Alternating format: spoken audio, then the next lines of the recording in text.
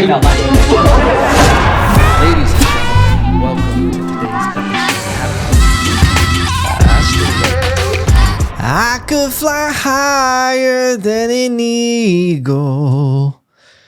When O.J., you're the wind beneath my wings. Rest in peace, O.J. Simpson. The juice is loose in heaven. Ladies and gentlemen, welcome to a somber episode of 7 Minutes in Evan, where a legend has become a literal legend. Someone who has transcended life and also the jail system. Okay, O.J. Simpson. Now, some would say famous, some would say infamous, and what I would say is a cultural meme, an icon. Isn't that crazy that the younger generation, we just replace icon with meme? The crying Jordan meme, that was more of just they would have said that was an icon back in the 90s. But the O.J. Simpson reference, iconic, a meme, everything that is America is O.J. Simpson. People are saying O.J. Simpson finally gets to see who was the killer. Do you think he gets up there and then O.J. Simpson asks God, goes, who was the killer? And God just shows him a mirror. He's just like, hey, like when it's Mufasa looking, Simba's looking down and seeing, when Simba's looking down at the water and sees Mufasa in the water and then it turns into him.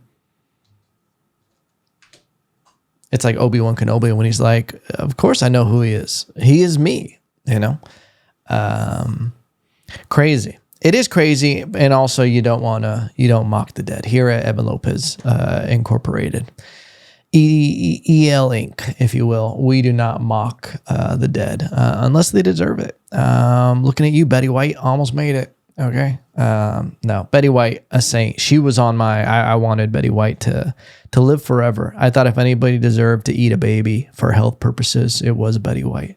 O.J. Simpson, on the other hand, that the glove didn't fit on. I don't know, not so much, but iconic and more of when I start breaking down who O.J. Simpson was, it's more of just from like a completely objective, the icon, the character larger than life, because the truth of the matter is like O.J. got away with murder. Okay. It really did. If you watch the O.J. trial, you watch any of the dramatized versions, you just watch like the fact that O.J. wrote a book called If I Did It, This Is How I Would Do It. Like he was just like, nah, I want it, but I could. Like that's such a crazy thing to write a book called If I Did It. There was also someone posted a video. I forgot I posted it. Something about O.J., how he was scared to go to L.A. because he could possibly run into the killer. The only conspiracy that also made sense with the O.J. stuff is they were saying that it possibly could have been O.J.'s son that did it, and O.J. covered it up for his son. That O.J.'s son killed Nicole, and O.J. was just covering it up for him. Because if that's the case, best father ever? Kind of like a monster, one of those monster documentaries where you're like living with the monster, where you hear about these serial killer mothers who just like clean up the bodies, like clean up the blood and shit. They're like, my little Frederick, you know, always wacky. Crazy though. Sad. Cancer is just a motherfucker. Well, anytime anyone passes away, in all honesty, I do get bummed out, because unless it's like Hitler, which we still don't know. Hitler could be just out there living his best life somewhere on some island, just just doing the Squirtle meme saxophone, dude. Just out there living. But it is a bummer, because you start thinking this person had kids, this person had a family, and you start thinking of the reality of it. Crazy. He didn't tell anyone, apparently. another one of those things where he like put out a video, I guess, saying everything was fine and he was good. Can I be honest with you? What was the movie that OJ did?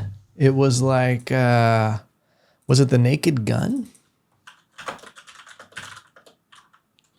Yeah, O.J. Simpson was in The Naked Gun. Great actor. Okay, O.J. Simpson. Dude, we should have known he was a great actor when he was like, hey, Twitter world. Remember when he was just calling it Twitter world? His version, that's why black people are so much cooler than white people. Because him being like, hey, Twitter world, like not really knowing how Twitter worked. And he was just like, oh, man, if I can't play golf, I'm going to kill somebody. O.J. Simpson said that during the pandemic. He was like, if they don't open up these golf courses, I'm going to kill somebody. All right, Twitter world, have a good day. The equivalent of O.J. doing that was when Garth Brooks first got on Facebook. Okay. And there's that iconic video of Garth Brooks being like, hey, y'all, I'm just tuning in with y'all. Just connecting to y'all from me to you. Well, you know, from home. Well, for me, hit the inside of a hotel room. Okay. And he's like, you know, we're on Facebook. It's official. And then he's like, someone told me it's like breaking down all the walls and getting real. I want to post real stuff, slick stuff, neat stuff. You know, it's an iconic video. If you haven't seen it, go look at Garth Brooks announcing that he's on Facebook. It is an icon. It's an iconic moment with an icon that just like, we shouldn't have access to these kind of things. This is the age of information. Some things we shouldn't have, because I can't watch Garth Brooks perform without thinking, while I'm watching him doing one of the greatest country songs of all time, Rodeo. These rooms have almost healed. She give half of Texas to just change the way he feels. Dude, that song, well, it ain't no woman in flesh or blood. It's that damned old rodeo. I'm just thinking this guy doesn't know how to use Facebook. And that's okay. But I don't want to see him struggling to try. Okay? You know how like when you hear that like Elvis passed away on the toilet? You're just like, I don't want to know that. I want to picture Elvis in that performance he did, Suspicious Minds. I believe it was like in Hawaii. One of the greatest live performances of all time. Go look up Elvis Suspicious Mind, the live version where he scares one of the backup dancers. You see the showman. That's how I'll remember Elvis. Okay. Same thing with OJ. I will forever remember O.J. Simpson as hello, Twitter world. But it's so much cooler. Black people are so much cooler than white people. And those are the best examples of it, is when they announce arriving on a platform. Okay. Yeah. O.J. Simpson. The juice is loose, baby. The juice is loose and we don't know where he ended up. Okay. You can be a spiritual person. Okay. And I think about this a lot. I'm always like, what next? Okay. Is it going to be a lake of fire for your boy? Is it going to be heaven? Is your boy going to be floating around with little baby wings? Use take two. Am I going to be out there floating on the clouds? I'm scared of heights. Okay. And I like to be warm. Is that foreshadowing? Okay. Listen, I don't think it's going to be that, but I think it could be something. It's going to be something we can't even wrap our heads around. I don't know if the 90s, we could have wrapped our heads around the 80s. Go even further. I don't know if in the 80s, you could have wrapped your head around what 2024 would be in reality with social media, AI, all this stuff. We're living in like a Jetson kind of thing. But it's so much better than the Jetsons. We just don't have silly little spaceships. Like we're flying by the Jetsons, no pun intended. But it's not that crazy because we're just living it. But and it's been a slow cook. Now it feels like we're really picking up. But it's been a slow cook from the Jetsons from the 80s to now. So it's like when you boil a hot dog, when white people boil hot dog, I bet Garth Brooks boils hot dogs, to be honest with you.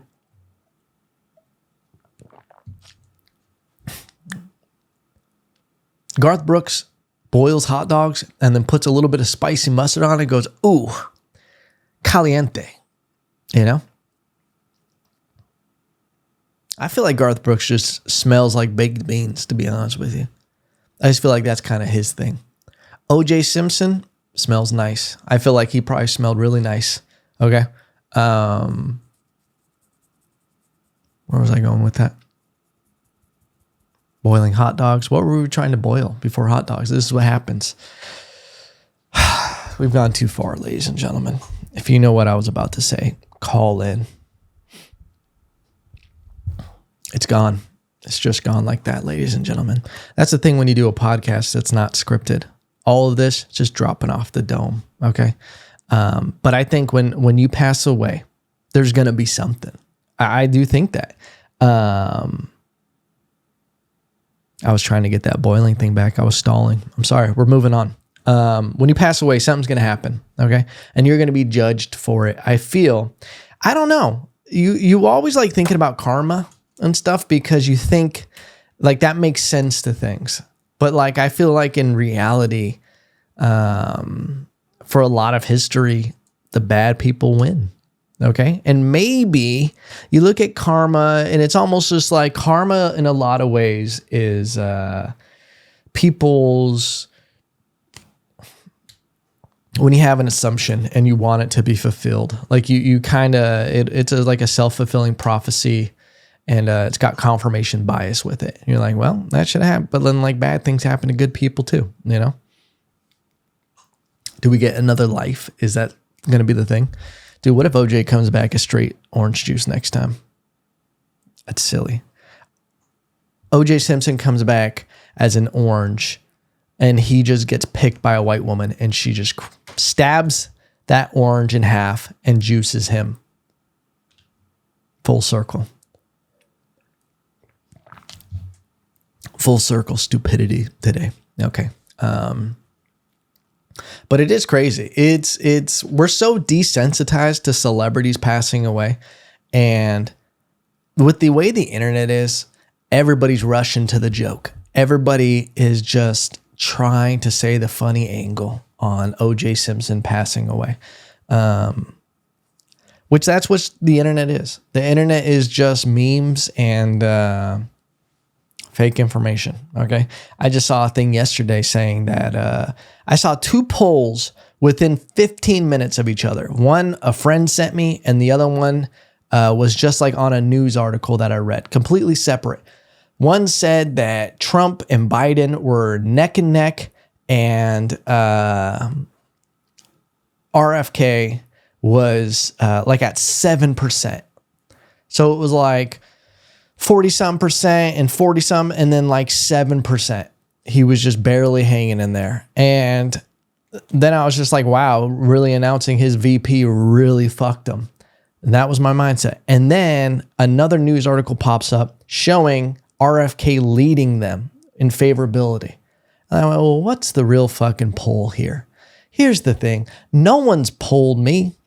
Okay. No one's asked me my opinion on it. I doubt they've asked you yours. Who are just creating these polls? And this is why I think they're so insidious and why everybody was shocked when Trump won.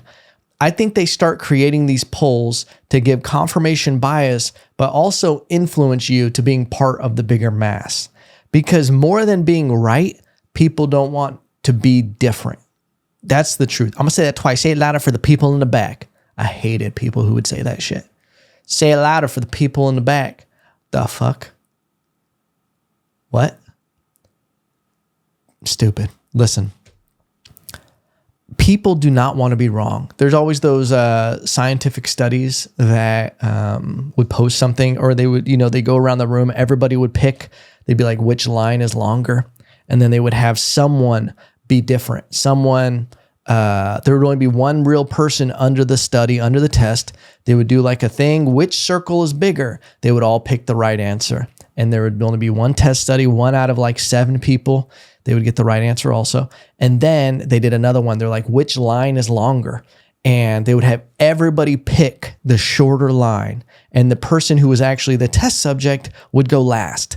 And as everybody's saying the wrong answer, the person who picked the right answer is going, oh, shit. They would change their answer to the wrong answer because of seeing everybody picking this other answer. And that's what's fucked up about how our society is now. We alienate, and the nail standing out gets hammered, but we're so fucking toxic. Well, there used to be like a respect thing with people's religious beliefs and their political beliefs, and that's not really here anymore. Like, that's what makes America great. Oh shit, he said it. It's triggering. That's what makes America, the idea of America, great, is understanding politically that people can have different beliefs and also have different views on what they think is correct. And that's what makes America amazing, because you can do that and coexist. But it's when you start forcing your views and your beliefs and attacking other people's beliefs, whether they're right or wrong, and not respecting them having a belief that's different to you. And that's what I think has happened a lot with young people. Listen, your boy is in his 30s. I'm a ripe old man now. Okay. Things are starting to slow down. I'm starting to get it a little bit. Barely understand why conflict happens, why all these weird things happen, because the dog in me is maturing. Okay. Listen, still got that dog in me. Okay. And I actually had the dog in me. I realized it was, I bummed myself out over this. I'll tell you that story right after this. Remind me to bring up the dog in me.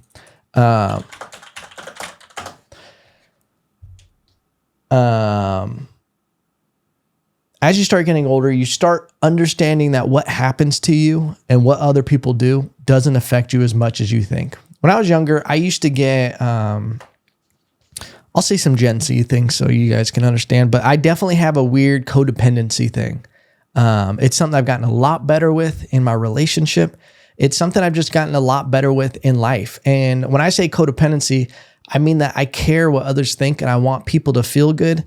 And for a long time in my life, I couldn't be okay unless the people around me were okay. So I would cater to other people's needs and what they needed to feel fulfilled and for the entire environment to be good, just so I could feel good. And that's a real problem, because if you get around, you have to get very lucky to have good people around you that don't take advantage of that.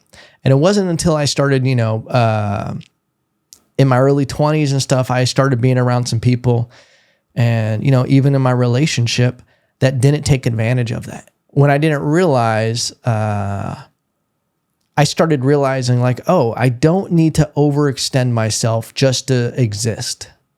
Because, there's things that you're not in control of your own environment, and you're at the actual whim of other people. If you're not in control of your environment and you don't have, what you're doing in your life, and you're not self-sustainable, then you are at the beckoning call and whim of everybody else's emotions and the environment. That's why, I'm so protective of my home, my family, and things like that, because it's something that I treasure. I treasure that peace that's in it. I don't want to ever be in an environment where, I have terrible roommates or anything happening that if the home life has to be protected for me. And I think that's just a good way, because what happens at home flails out into everything else. So once I got control of that, and I started realizing that it's okay to get rid of some toxic people and just not put yourself in these situations where people constantly want you to overextend. And a lot of that is just getting older and maturing. And you're like, Evan, what the fuck does this have to do with anything you mentioned? When you're younger, and if you're someone like me, who I felt like what other people around me were doing affected me, because in some situations it did in my personal life, you would feel the need to correct things that don't even involve you. But then there starts being a piece of Once you accept that people can have their own beliefs and they don't have to exist like you and do things like you, you give up control of everything around you that doesn't involve you. Does that make sense? It doesn't matter if it doesn't make sense. But that's what I've realized getting older is that there's a lot of stuff that we put our emotions into and think we should be caring about that really does nothing for us and doesn't really involve us. Like getting caught in drama and everything like that. Listen, inside stuff, there's a lot of drama in comedy scenes. Okay. There is a lot of drama that goes on and it's universal. There's universal drama in every single field. But for some reason in comedy, maybe it's just that I hear about it more, but I'm sure in every walk of life, there's drama in everything that's almost based on social hierarchy. Okay. Cause that's what a lot of things with comedy is there's a lot of talking. It's a lot of a village and there's a lot of gossip because there's a lot of stakes, even from like a booking standpoint and working with other people, because you don't do comedy in a vacuum. You need other comedians. So you talk to other comedians about other comedians because you need to vet other comedians and you need to find out who, a scene is big. You start hearing a lot of stories about some people and things happening, and 85 to 90% of drama, I don't give two shits about. It doesn't involve me. I just go, no, I don't care. I don't care about people's bickerings. It doesn't matter to me. I usually will throw out a lot of the information I get, because a lot of it is, there's a lot of other motives behind it. When people start talking about people too much and they start doing all these things, there's motives behind it. Okay. Whether it's to get something, whether it's to sabotage something, they're bitter about someone else's success. They're trying to take someone down. They feel slighted. There's so many reasons for it. And I'm guilty of it too. Don't let me be like, oh, I don't talk shit about anybody. I talk my shit, dude. But 90% of it, I don't even get involved. And that's what it is, the piece of me being like, I don't need to be involved in this. This is silly drama. It's like road rage. I feel like in life, there's a lot of distractions and bullshit that you can get involved in that just doesn't, it's only going to hurt your life if you feed this. It's a choose your own adventure. And someone starts honking at you and flipping you off in traffic. The dog in me sometimes wants to be like, hey, we should just like pull over and see what happens. Okay. I don't know the outcome, but I'm willing to find out. I'm willing to call. Okay. I call. But the reality of that situation, let's say it goes well for me. I win a fight on the side of the road over what? That I got too frustrated. I'm overwhelmed. I'm stimming, as the kids say, when you get overstimulated. Now I'm angry and I'm taking it out on this person. This person's having a terrible day or a terrible week or a terrible life. And now I've just made it worse and I've engaged. And now we both fuck up because I decided to engage, I get arrested. What happens? I feel terrible after. I get beat up. I get hurt. I get worse. I get murdered. I go see O.J. Simpson. Doesn't sound like a bad time. Anyway, it's engaging with stuff that you don't need to be involved in. It's all like distractions. And I feel like that's the biggest thing I realize is so much of what we care about, even politically, and what we get engaged from comes from an immature perspective of you think the world is a certain way that it's not in reality. And it's upsetting to you because you feel like you can't live your life because these people exist in a different way. And that's when you start seeing people throw out these temper tantrums and start making these grandiose blanket statements about things politically if someone opposes that belief. For example, when people start saying things about abortions, it's a very, very, very gray, complicated, I don't know the right answer situation. Because there's so many situations where it's like, I can see this, I can see this, you can see so much stuff. But then if someone throws out, be like, I don't really agree on, abortion, or the opposite, like, someone says, oh, I don't really agree with abortion. That's fine. You can have that belief. And I'm sure if you talk through what you think that is, you'd be like, oh, that's rational. That you want to give life opportunity, you have religious beliefs, whatever, blah, blah, blah, blah. And then there's someone who's just like, oh, you don't think a woman should have the right to choose and blah, blah, blah. I don't have control over, you piece of shit. That happens instantly. It really does. And then you see the other thing where you're like, I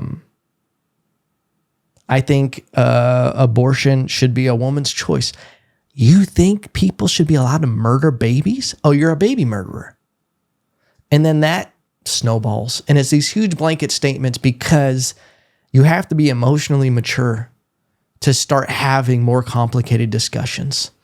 And that's what that's why I don't like a two-party system. It could be a two-party system could work if these systems work together. If we found balance and actually worked with each other. If Democrats and Republicans weren't so camped up away from each other and didn't want to budge on either, and it became so attacking, and people were able to coexist, it would be amazing because it would keep a balance. I think that was the original idea of why we have two parties.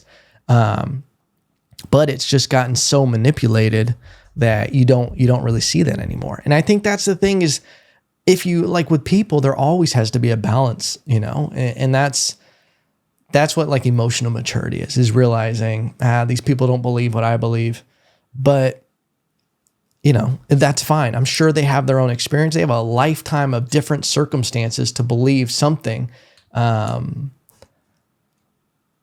that's just different from the lifetime of experiences I've had. They could be having a completely different perspective on what something means when you come to live and let live. Just even that sentence, live and let live, can mean completely different things to different people, But anyway, we got real preachy on this one. I apologize. But that's just what it is, ho. Oh yeah, the dog in me. This is something I'll admit that I wasn't happy with myself with, dude. And I'm learning from it. And I go, okay, yeah, that was. It didn't escalate, but it also was like, I didn't feel good after. I did a show this week. It was some event where it was, I think it was like the city's birthday or something like that. And I start saying like, obviously, dude, sometimes you throw out dumb lines and you start acting like, oh, what is it? What are we speak? But you have things planned to say. It's just dumb riffs like what, but you've already know what it is, but you need to set it up so you can say the punchline. And I have this guy, he was heckling the comedians before. I wasn't really in the room. But then I go on stage and I said, oh, and he yells out, it's this bitch in the first 10 seconds of me being on stage. Instantly, I'm just like, ugh, what are we doing? It wasn't funny. It made the crowd tense. So there's a couple choices you got to make. And granted, I'm not a seasoned veteran comic, so I don't handle these things perfectly. I make it funny. I break away the tension. I go, whoa, relax. Everybody blah, blah, blah. Like I completely take away the tension. Start going into my bit. He starts saying dumb shit after, like he would, like there'd be a quiet. And this is what sucks is when you can feel a crowd and that you have to start rushing, usually what would be your pregnant pauses, your setups, because if you give them air, they're going to fuck up. He's going to say something. He started being like, yeah, Biden, bitch. But it was a very confrontational way that he kept doing it. And he kept stepping on punchlines. He did this 3 more times. And then finally I go, hey man, what the fuck are you doing? And I could feel the anger in me rising to the point where I was like, this isn't good. Because he wasn't trying to be funny. He was being disrespectful. He was making the crowd uncomfortable. And granted, the booker, the producer of the show, finally kicked him out and told him he had to go inside if you keep doing this. But a lot of the places I perform, there's not security. I can't believe, get this dude out of here. I'm like, I have to possibly deal with this situation. And there's a little side to me, and it's the Puerto Rican side, that I start getting angry and I get confrontational. And I've spent a lot of my life trying to keep that side down because I'm like, I do get angry. And Evan, 10, 15 years ago, he had that full grown dog in him where he would have just like, I wouldn't have had the emotional maturity to not immediately confront someone, be like, hey, who you calling bitch? And just like immediately started from an emotional standpoint attacking this person.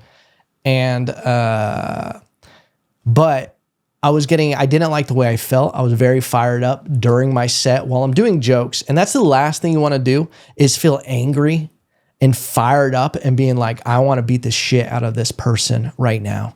Cause they keep sabotaging the set. You need like, I think I was doing like 25 or something. You immediately, like my whole thing, I try to get a laugh right off the gate. I want to put the crowd at ease because usually you go up to a crowd, you start performing. I try to get a laugh within the first 10 seconds, something we all laugh at because it eases the tension of them wondering if I'm funny, if I'm relaxed, because then it puts them all at ease and we can start doing jokes and enjoying it.